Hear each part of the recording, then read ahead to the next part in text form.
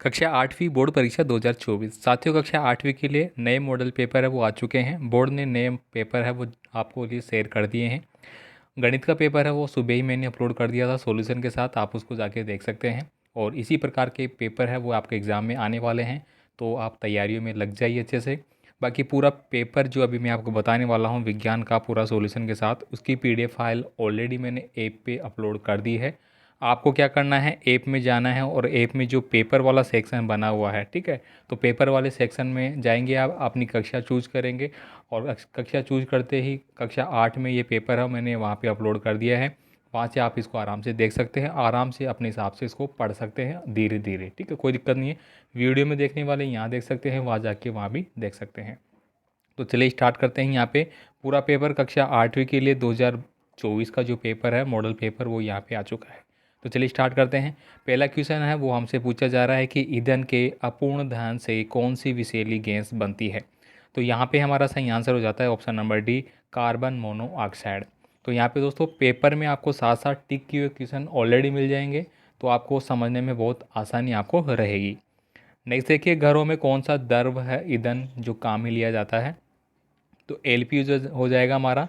मैंने आपको जो इम्पोर्टेंट पर्सन बताए थे उनमें एलपीजी, सीएनजी, ये सारे इम्पोर्टेंट मैंने आपको करवाए हुए हैं विज्ञान में, तो वो भी आप ज़रूर देख लेना साथियों विज्ञान के, ठीक है। बाकी जो नहीं है आपके लिए नहीं मिले हैं आपको वो भी आप बता देना, जैसे कि आपका फिल इन द ब्लैंक वाले हो गए, ठीक है, और मिलान वाले हो गए, सत्य सत्य वाले हो गए, ये भी अलग से आपको करवा दिए जाएंगे, ठीक है।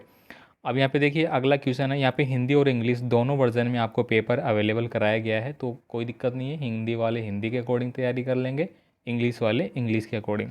साथ ही साथ ये हमारा व्हाट्सअप नंबर आपको दिखाई दे रहा है, यहाँ पे आपका कोई भी कमेंट है वो आप हमें कमेंट कर सकते हैं। आप वनोन्मूलन को रोकने के लिए क्या सुझाव देंगे। कागज़ का पुनः प्रयोग, कागज़ का पुनर्चक्रण, कागज़ की बचत, उपयुक्त सभी। तो यहाँ पे ऑप्शन नंबर डी है वो हमारा सही आंसर हो जाएगा। नेक्स्ट देखिए, आवर्ती का मात्रक होता है। तो दोस्तों आवर्ती जो होती है, तो आवर्ती का मात्रक ऑप्शन नंबर सी हो जाएगा, इसको बोलते हैं अपन हर्ट्स, ठीक है। यानी कि आपने देखा ही होगा, सुना ही होगा, यानी कि हमारे घरों में जो सप्लाई आती है वो कितनी फ्रीक्वेंसी की होती है, 50 की होती है, ठीक है। लेकिन अगर हम बात करें यहाँ पे फॉरेनर में, वहाँ पे 60 की भी होती है, ठीक है। आप उपकरणों पे देखना वहाँ पे लिखा होगा 50 हर्ट्ज इस प्रकार से, ठीक है। तो ये इसकी आवृत्ति होती है। यहाँ पे देखिए सेकंड है और मीटर है, न्यूटन है, इन सब का भी आपको देख लेना है, ठीक है, कोई भी आपसे पूछा जा सकता है, ठीक है। नेक्स्ट देखिए, यहाँ पे अगला जो है, आवासीय क्षेत्रों में ध्वनि प्रदूषण कम करने हेतु आप अपने मित्र को निम्न में से क्या सुझाव देंगे। तो यहाँ पे दोस्तों जो भी ऑप्शन दिए गए हैं उनमें सभी सही है, सभी आपको सुझाव देने होंगे। टेलीविज़न तथा रेडियो की ध्वनि प्रबलता कम करना, औद्योगिक मशीनों को शहर से दूर रखना, वाहनों के हॉर्न का उपयोग कम करना, ठीक है, तो ये सब आप करेंगे भाई। नेक्स्ट देखिए, यहाँ पे अगला है हमारा, निम्न में से कौन सा पदार्थ विद्युत का सुचालक है। अब देखिए यहाँ पे रबड़ है, लकड़ी है, प्लास्टिक है। देखिए रबड़ में कभी करंट आता है क्या, नहीं आता। कई बार आपने देखा होगा कि बिजली को जो सुधारता है व्यक्ति, इलेक्ट्रिशियन जिसको अपन बोलते हैं, वो रबड़ के दस्ताने पहन लेता है ताकि करंट ना लगे। लकड़ी की बात यही, आपने भी कई बार घरों में ट्राई किया होगा, आपकी छत के बाहर जो फॉल लगे हुए हैं, आपकी घर में लाइट नहीं आ रही है, आप लकड़ी से तारों को हिला रहे हैं, आ गई नहीं आ गई, तो लकड़ी में नहीं आया ना। बाकी बची प्लास्टिक, तो रबड़ और प्लास्टिक भी एक ही चीज़ है, तो इनमें भी नहीं आता है, तो किस में आएगा भाई, एल्यूमिनियम में आएगा। तो यही मेरा क्या बन गया, सुचालक बन गया। क्या बन गया मेरा, सुचालक बन गया, ठीक है।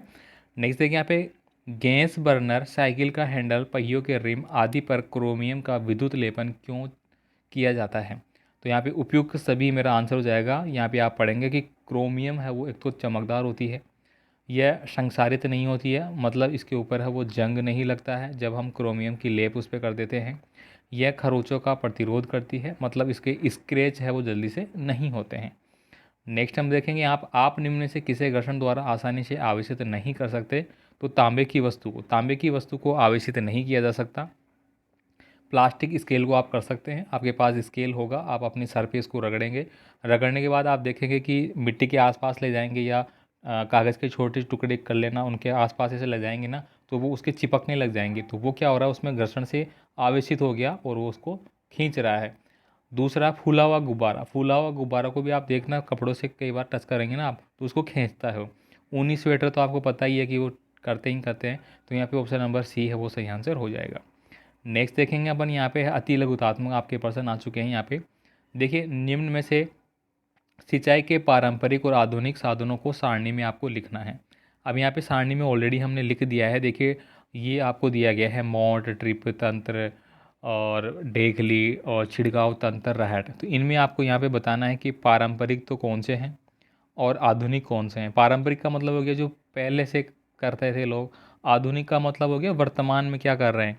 तो पहले देखिए मोट के द्वारा होती थी, डेखली भी होती थी और रहट भी होती थी। इनके द्वारा क्या होती थी, सिंचाई की जाती थी। आजकल आप देखेंगे छिड़काव तंत्र है, मतलब फव्वारे चलते हैं ना, तो उसको छिड़काव बोलते हैं। ड्रिप तंत्र आपको पता ही है कि बूंद बूंद बूंद बूंद पेड़ों में पौधों में पानी जाता है, नालियाँ बिछा जाती है छोटी छोटी और उनमें पानी चलता रहता है पौधों में, ठीक है। तो ये किसान जो करते हैं वो उनको पता होगा, अच्छे से देखी हुई भी होगी, आपने भी देखा ही होगा। तो ये आपको ऐसे कैसे लिखना है, ठीक है। नेक्स्ट देखिए, प्रतिजैविक औषधियों के निर्माण में आप किसका उपयोग करेंगे। तो दोस्तों जीवाणु और जो कवक है इनके द्वारा इसका उपयोग है वो किया जाता है। अब देखिए एलपीजी तथा सीएनजी का पूरा नाम आपको लिखना है। एलपीजी का मतलब क्या हो गया, द्रवित पेट्रोलियम गैस, लिक्विड प्राकृतिक गैस नहीं, द्रवित पेट्रोलियम गैस होगा, ठीक है। और सीएनजी का होता है संपीड़ित प्राकृतिक गैस। तो ये आपको यहाँ पे हिंदी में मैंने लिख के दिया है, इंग्लिश वाले अपने हिसाब से लिख लेना मेरे साथियों। आगे देखिए यहाँ पे अगला है, खिलाड़ी किलेदार जूते स्पाइकस का उपयोग क्यों करते हैं। तो आप देख सकते हैं यहाँ पे मैंने पूरा स्क्रीनशॉट उठा लिया है बुक से और मैंने यहाँ चिपका दिया है, जिससे कि आपको आसानी से समझ में आ जाए। देखिए यहाँ पे लिखा गया है कि स्पाइक्स के कारण पैर व मैदान की सतह के मध्य घर्षण बल बढ़ जाता है तथा इस सतह पर दौड़ना आसान हो जाता है और फिसलने का भय भी नहीं रहता है। इसलिए खिलाड़ी है वो किलेदार जूतों का प्रयोग है वो करते हैं। इस प्रकार से दोस्तों आपको बहुत अच्छे तरीके से पढ़ाया जाएगा, बहुत अच्छे तरीके से आपको PDF फाइलें है वो ऐप पे मिल जाएगी। बस आपसे रिक्वेस्ट ये रहती है कि चैनल को सब्सक्राइब कर लेना भाई, और अपने दोस्तों को भी बता देना, कोई फेल नहीं होना चाहिए आपका दोस्त, ठीक है। अब यहाँ पे देखिए मिलान करने वाले पर्सन आपके आ गए। यहाँ पे देखिए रासायनिक उर्वरक कौन से होते हैं। तो रासायनिक उर्वरक को मैंने टिक किया है यूरिया व सल्फर फास्फेट, ये क्या है, रासायनिक है। कार्बनिक, कार्बनिक किसको बोलते हैं, पशु का जो अपशिष्ट होता है, गोबर जो होता है, पादपों का अवशेष होता है, पेड़ पौधे गल गए उनकी पत्तियाँ होती है, ये क्या होता है, कार्बनिक होता है भाई। खरीफ की फसल देखिए, खरीफ की फसल क्या हो गई, चावल, मक्का, ठीक है, ज्वार, मोट, यानी कि मोटे जो अनाज होते हैं वो खरीफ की फसल होते हैं और इनको वर्षा ऋतु में, ठीक है, वर्षा ऋतु में वो बोया जाता है, ठीक है। तो ये भी आप ध्यान रखना भाई, ठीक है। अब देखिए यहाँ पे थ्रेसिंग है। थ्रेसिंग का मतलब क्या हो गया कि अनाज के दानों को भूसे से अलग करने की जो प्रक्रिया होती है उसको थ्रेसिंग कहते हैं। तो ये सारा ऑलरेडी आपको टिक कर दिया है, बस पढ़ने की ज़रूरत है। अब पढ़ना तो आपको पड़ेगा भाई, बता सकते हैं हम तो बस। नाइट्रोजन स्थिरीकरण में राइजोबियम जीवाणु के महत्व को आपको समझाना है। तो यहाँ पे राइजोबियम तो मुझे मिला नहीं, लेकिन नाइट्रोजन का स्थिरीकरण से रिलेटेड है वो पूरा मैंने यहाँ पे उठाने की कोशिश की है। नाइट्रोजन का उपयोग सीधे नहीं कर सकते अपन। मिट्टी में उपस्थित जीवाणु व नीले हरे शैवाल वायुमंडलीय नाइट्रोजन का स्थिरीकरण करके नाइट्रोजन यौगिकों में परिवर्तित कर देते हैं। तो कौन करते हैं भाई, जीवाणु व नीले हरे शैवाल है वो ये कार्य करते हैं। तो यहाँ पे दोस्तों ये पूछा है राइजोबियम, तो ये भी एक प्रकार का जीवाणु होता है, तो वो भी इस प्रकार की भूमिका निभाता है, इसलिए मैंने इसको लिख लिया है। तो आप लिख सकते हैं भाई इसको। नेक्स्ट देखिए यहाँ पे सत्य और असत्य वाले क्वेश्चन आपके आ गए हैं, आपको बताना है कौन सा सही है और कौन सा गलत है। देखिए ऑलरेडी लिख दिया है मैंने मोटा मोटा। जीवाश्म ईंधन समाप्त होने वाले संसाधन हैं। तो बिल्कुल भाई जीवाश्म ईंधन है वो समाप्त होने वाले हैं, इसलिए हमने यहाँ पे मोटा मोटा क्या लिखा है, सत्य लिखा है, ठीक है। कोयला और पेट्रोलियम सीमित संसाधन है, सॉरी असीमित है। असीमित का मतलब संसाधन है, जो कि ये असत्य होता है। ये क्या है, सीमित है। कोयला और पेट्रोलियम एक दिन खत्म हो जाएंगे भाई, ठीक है। असीमित का मतलब होता है जो कभी ख़त्म ना हो, जैसे कि सूर्य है की एनर्जी है, जल है, हवा है, ये कभी ख़त्म नहीं होती।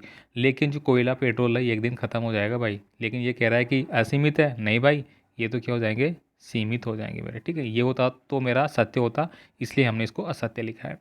कोलतार विभिन्न पदार्थों का मिश्रण होता है, तो बिल्कुल मिश्रण होता ही होता है। पैराफिन मोम का उपयोग महरम, मोमबत्ती, वैक्सीन आदि बनाने में किया जाता है, तो ये बात भी हमारी सत्य होती है, इसलिए उसको भी हमने सत्य लिखा है। अब देखिए यहाँ पे दहन और ज्वाला में कोई दो अंतर आपको बताने हैं, तो ये प्रश्न का आंसर आप खुद करेंगे।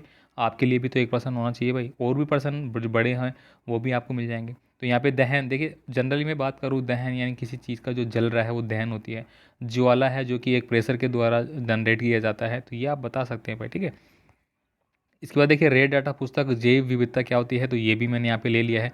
साथ ही साथ 2022 की बोर्ड नमूना प्रश्न में ये प्रश्न था भाई, ठीक, इसलिए मैंने पूरा उठाया है ताकि आपको समझ में आए कि परीक्षाओं के लिए इंपॉर्टेंट है ये भाई, पहले भी थे और आज भी आ रहे हैं।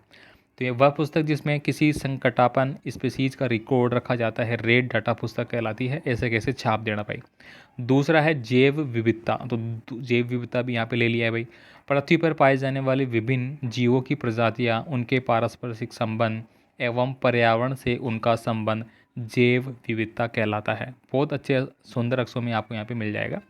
आगे देखिए यहाँ पे रिक्त स्थानों के प्रश्न हैं जो कि मैंने ऑलरेडी यहाँ पे साइड में लिख दिए हैं उनके सामने, फिर भी आप देख लेना भाई। यहाँ पे ये जो आपको यहाँ पे दिए गए हैं इन्हीं से में उठा के आपको लिखना है, ठीक है। तो अमीबा क्या है, अमीबा द्वारा जो जनन होता है वो द्विखंडन होता है पहले वाला, तो यहाँ पे मैंने द्विखंडन आपको लिख दिया है। अंडाणु और शुक्राणु का संलयन क्या कहलाता है, तो उसको अपन बोलते हैं निषेचन। अंडाणु और शुक्राणु जब मिलते हैं तो निषेचन होता है। निषेचन के पश्चात एक भ्रूण का निर्माण होता है और भ्रूण से ही पूरा मनुष्य का या कोई भी जो जंतु होता है उसका निर्माण होता है। मनुष्य, गाय एवं कुत्ते आदि जंतु जो शिशु को जन्म देते हैं उन्हें जरायुज कहते हैं। तो यहाँ पे देखिए जरायुज दिया गया है। जरायुज का मतलब होता है कि जो किसी थैली में लिपटे हुए आते हैं। हम थैली में लिपटे हुए रहते हैं, बताओ तो आपको अंदर जो एक थैली रहती है उसमें हम लिपटे रहते हैं, उसको जरायुज बोलते हैं। और जो अंडों में लिपट के आते हैं उसको अंडाणु बोलते हैं, अंड प्रजक बोलते हैं, ठीक है। तो गाय आपने देखा होगा, कुत्ते वगैरह, मनुष्य हम तो पैदा होते ही हैं, तो हम किसी प्रकार से किसी अंडे में नहीं आते, डायरेक्ट जन्म होता हमारा, थैली फटती है, थैली के अंदर से हम निकल के बाहर आ जाते हैं भाई, ठीक है। अब देखिए यहाँ पे अगला है मुकुलन द्वारा जनन होता है, तो ये किस में होता है, हाइड्रा में होता है। तो यहाँ पे हाइड्रा कहाँ है, ये रहा, तो ये इसको यहाँ पे मैंने इंडिकेट कर दिया है, ठीक है। इसके बाद देखिए यहाँ पे दाब और बल में संबंध को सूत्र द्वारा समझाना है। तो यहाँ पे परिभाषा भी मिल जाती है आपको। किसी पृष्ठ के प्रत्येक एकांक क्षेत्र पर लगने वाला बल को दाब कहते हैं। क्या कहते हैं भाई, दाब कहते हैं। अब यहाँ पे देखिए इसका सूत्र भी मैंने लिख दिया है यहाँ पे स्क्रीनशॉट के माध्यम से। दाब यानी कि P बराबर क्या होता है, P बराबर होता है F/A। क्या होता है भाई, F/A। बल बटा क्या होता है मेरा, क्षेत्रफल, इसको अपन क्षेत्रफल बोल सकते हैं, ठीक है। तो ये आपको यहाँ पे लिखना था। साथ ही साथ यहाँ पे मैं कमेंट चाहूँगा आप लोगों से कि दाब का जो मात्रक होता है, दाब का जो मात्रक होता है वो क्या होता है, कमेंट करेंगे ज़्यादा से ज़्यादा लोग, ठीक है। नेक्स्ट देखिए उदाहरण देकर समझाए कि घर्षण शत्रु और मित्र दोनों कैसे हैं। तो यहाँ पे देखिए मैंने दोनों आपको दे दिए हैं। ये यहाँ पे घर्षण शत्रु के रूप में दे दिया है, ठीक है, 2016 की परीक्षा में आ रहा है ये। और यहाँ पे घर्षण मित्र के रूप में दे दिया है, तो दोनों को आप पढ़ लेना, आपके सामने है भाई, ठीक है। मैं पढ़ूंगा, एक ही बात है, पढ़ना आपको है, मैंने दे दिया है यहाँ पे। अब देखिए यहाँ पे निम्नलिखित की व्याख्या करनी है। सुचालक क्या होता है, विद्युत धारा का रासायनिक प्रवाह क्या होता है।